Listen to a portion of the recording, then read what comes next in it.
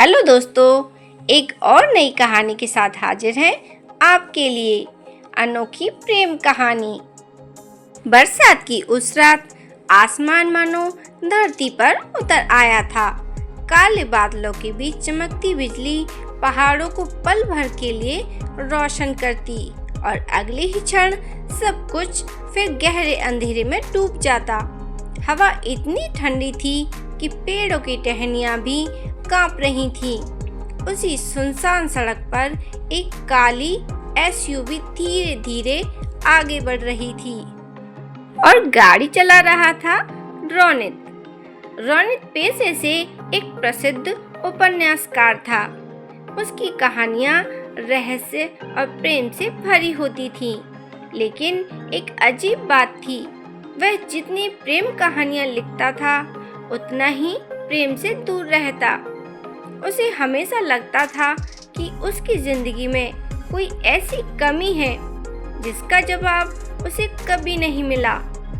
कई बार उसे रात में एक ही सपना आता था, धुंध से ढकी एक हवेली, सफेद साड़ी पहने एक लड़की और उसकी आंखें। उसमें इतना दर्द होता कि रोनित नींद से जाग जाता। वह हर बार उस चेहरे को याद रखने की कोशिश करता, लेकिन सुबह होते होते सब धुंधला हो जाता। इसी बीच उसे एक अनजान व्यक्ति का पत्र मिला था। उस पत्र में केवल एक पंक्ति लिखी थी, अगर अपनी अधूरी कहानी का अंत जानना चाहते हो तो सोनगढ़ की वीरान हवेली में आओ।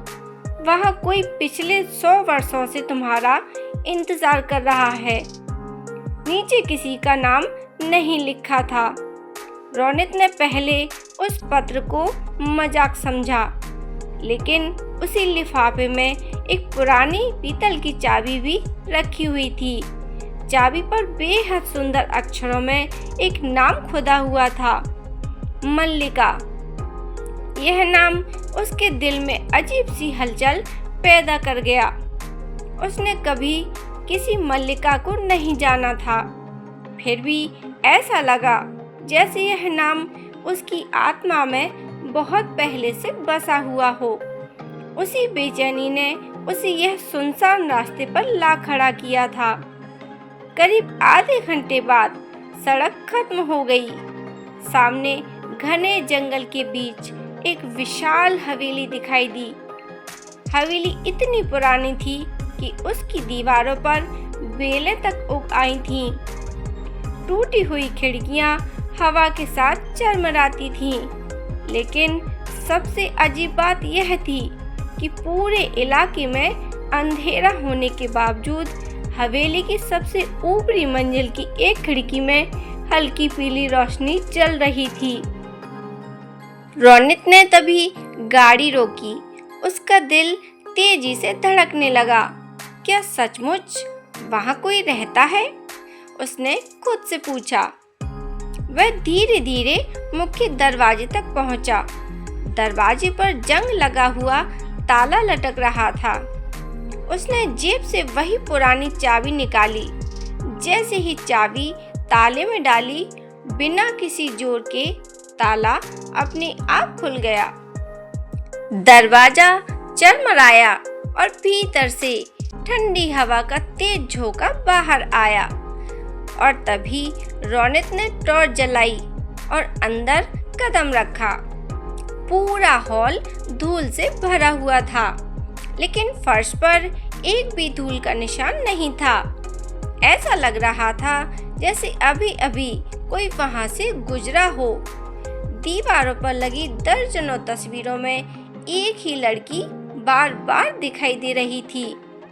हर तस्वीर में वही चेहरा, गोरी रंगत, लंबे काले बाल, गहरी काली आंखें और होठों पर हल्की सी मुस्कान। हर तस्वीर के नीचे सिर्फ एक ही नाम लिखा था, मल्लिका। रोनित की नज़र एक बड़ी पेंटिंग पर जा ठहर गई और उस पेंटिंग में मल्लिका अकेली नहीं थी, बल्कि उसके साथ एक युवक भी खड़ा था। लेकिन उस युवक का चेहरा किसी ने तेज धार वाले हथियार से पूरी तरह खरोच दिया था। केवल मल्लिका का चेहरा सुरक्षित था। रोनित कुछ समझ पाता उससे पहले ऊपर की मंजिल से पायल की हल्की आवाज आई, छन छन छन। आवाज इतनी साफ थी कि जैसे कोई धीरे धीरे सीढ़ियां उतर रहा हो।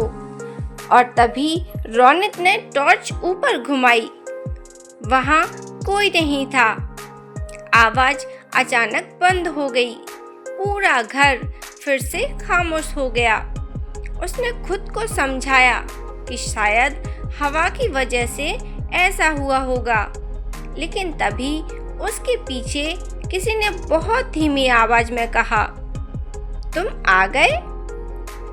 रोनित बिजली की तरह पलटा। पीछे कोई नहीं था। उसकी सांसें तेज हो गईं। उसी समय उसे गुलाब की हल्की सी खुशबू महसूस हुई। पूरी हवेली में नमी और सीलन की गंध थी, लेकिन अचानक फैली गुलाब की खुशबू बिल्कुल अलग थी। उसने देखा कि हॉल के बीचों बीच सफेद गुलाब का एक ताजा फूल रखा हुआ था। वह झुककर उसे उठाने लगा। फूल के नीचे एक मुड़ा हुआ कागज रखा था। उसने कांपते हाथों से उसे खोला। उस पर लिखा था, इस बार मुझे पहचान लेना, वरना फिर बहुत देर हो जाएगी। रोनित का दिल जोर जोर से धड़क उठा। कौन हो तुम? उसने जोर से आवाज लगाई। हवेली में उसकी आवाज गूंज रही। कोई उत्तर नहीं मिला। अचानक ऊपर वाली खिड़की की रोशनी बुझ गई। पूरा घर अंधेरे में डूब गया और उसी अंधेरे में फिर वही पायल की आवाज आने लगी, छन छन। इस बार आवाज दूर नहीं जा रही थी, बल्कि उसकी तरफ ही आ रही थी। पायल की आवाज अब बिल्कुल रोनित के सामने आकर रुक चुकी थी। पूरी हवेली एक बार फिर गहरे सन्नाटे में डूब गई। बाहर तेज बारिश हो रही थी, लेकिन हवेली के भीतर ऐसा लग रहा था मानो समय ही ठहर गया हो। रोनित ने कांपते हाथों से अपनी टॉर्च दोबारा जलाई। रोशनी की पतली सी किरण धीरे धीरे सामने फैली और तभी उसने देखा कि सीढ़ियों पर किसी के गीले पैरों का निशान बने हुए थे। वे निशान बिल्कुल ताजा थे, जैसे कोई अभी अभी वहां से गुजरा हो। उसका दिल जोर जोर से धड़कने लगा। वह उन निशानों का पीछा करते हुए ऊपर की मंजिल तक पहुंच गया। हर कदम के साथ उसे गुलाब की वही भीनी सी खुशबू महसूस हो रही थी, जो कुछ देर पहले अचानक पूरे हॉल में फैल गई थी। ऊपर पहुंचते ही एक लंबा गलियारा दिखाई दिया। गलियारे के दोनों ओर लकड़ी के पुराने दरवाजे थे, लेकिन सबसे भीतरी दरवाजा आधा खुला हुआ था। उसके भीतर से हल्की पीली रोशनी आ रही थी। रोनित धीरे धीरे उस कमरे के पास पहुंचा। उसने दरवाजे को हल्का सा धक्का दिया। दरवाजा चरमराता हुआ खुल गया। कमरे के भीतर का दृश्य देखकर उसकी सांसें सी थम गईं।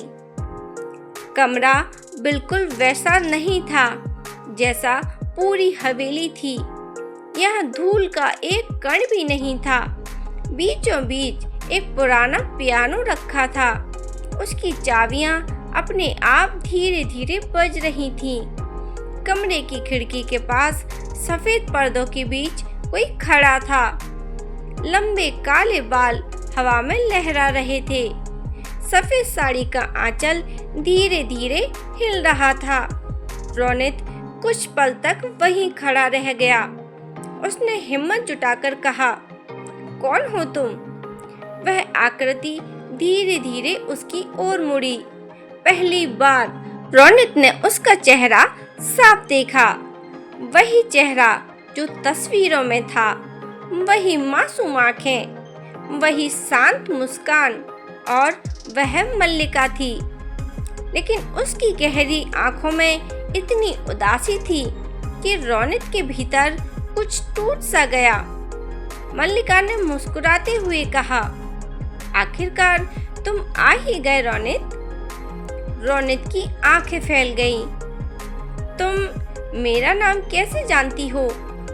मल्लिका कुछ क्षण तक उसे देखती रही, फिर बहुत धीमे स्वर में बोली, जिसका इंतजार 100 साल से कर रही हूँ, उसका नाम कैसे भूल सकती हूँ? रोनित एक कदम पीछे हट गया। मैं तुम्हें नहीं जानता। मल्लिका की मुस्कान धीरे धीरे फीकी पड़ गई। उसने खिड़की के बाहर देखते हुए कहा, हर बार यही कहते हो और हर बार मुझे फिर से इंतजार करना पड़ता है। रोनित कुछ समझ नहीं पा रहा था। उसे लग रहा था जैसे वह किसी सपने में खड़ा हो। उसने पूछा, तुम आखिर कौन हो? मल्लिका ने उसकी ओर देखा और बोली, अगर मैं अभी सब सच बता दूं तो शायद तुम मुझ पर विश्वास नहीं करोगे, लेकिन अगर मेरे साथ चलोगे तो सब अपनी आंखों से देख लोगे। इतना कहकर वह कमरे से बाहर निकल गई। रोनित उसके पीछे चल पड़ा। पूरे गलियारे में केवल मल्लिका के कदमों की आवाज गूंज रही थी। कुछ दूर जाकर वह एक पुराने लकड़ी के दरवाजे के सामने रुकी। दरवाजे पर जंग लगा भारी ताला था। मल्लिका ने रोनित की ओर देखा और कहा, जिस चाबी से तुम इस हवेली में आए थे, वही चाबी इस दरवाजे की भी है। रोनित ने जेब से चाबी निकाली। जैसे ही उसने ताले में चाबी घुमाई, दरवाजा अपने आप खुल गया। भीतर घना अंधेरा था। दोनों अंदर गए। कमरे की दीवारों पर सैकड़ों मोमबत्तियां अपने आप जल उठीं। सामने एक बहुत बड़ा गोल शीशा रखा था। शीशा इतना पुराना था कि उसकी किनारियों पर चांदी उखड़ चुकी थी। मल्लिका धीरे धीरे उस शीशे के सामने जाकर खड़ी हो गई। उसने कहा, इसमें देखो। रोनित ने शीशे में देखा। पहले तो उसे अपना ही चेहरा दिखाई दिया। फिर अचानक शीशे की सतह पानी की तरह लहराने लगी। अगले ही पल दृश्य बदल गया।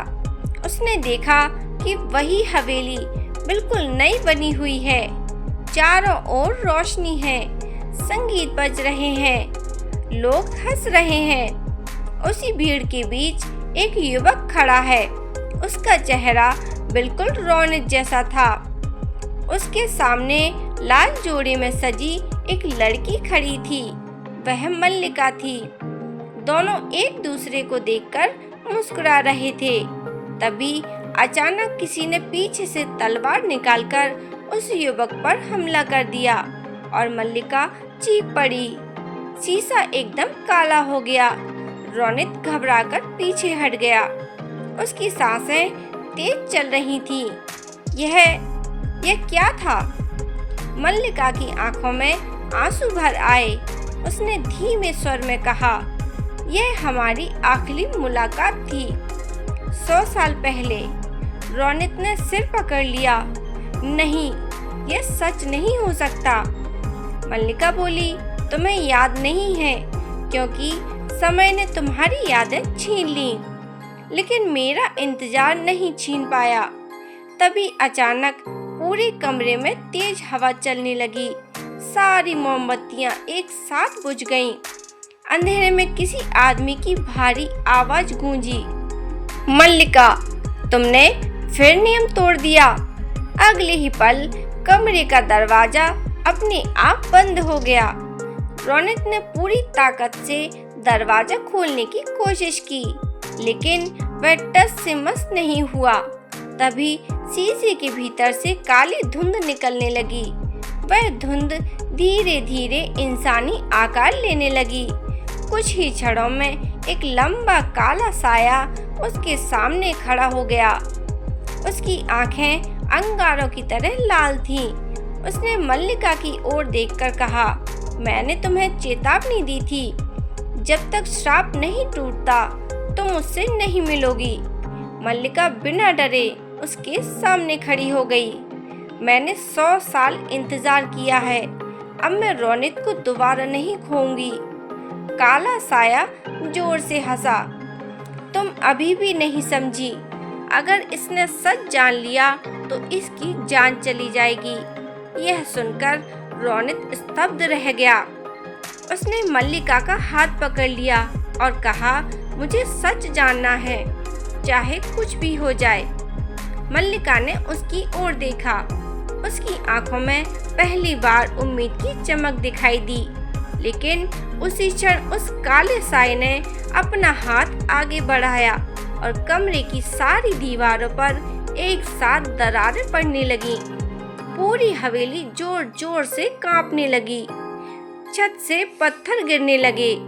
मल्लिका ने घबराकर रोनित का हाथ कसकर पकड़ लिया और बोली, अगर जिंदा रहना चाहते हो तो अभी मेरे साथ चलो, क्योंकि यह तो बस शुरुआत है। असली रहस्य अभी हवेली के नीचे दफन है और वहां पहुंचने के बाद तुम्हारी जिंदगी हमेशा के लिए बदल जाएगी।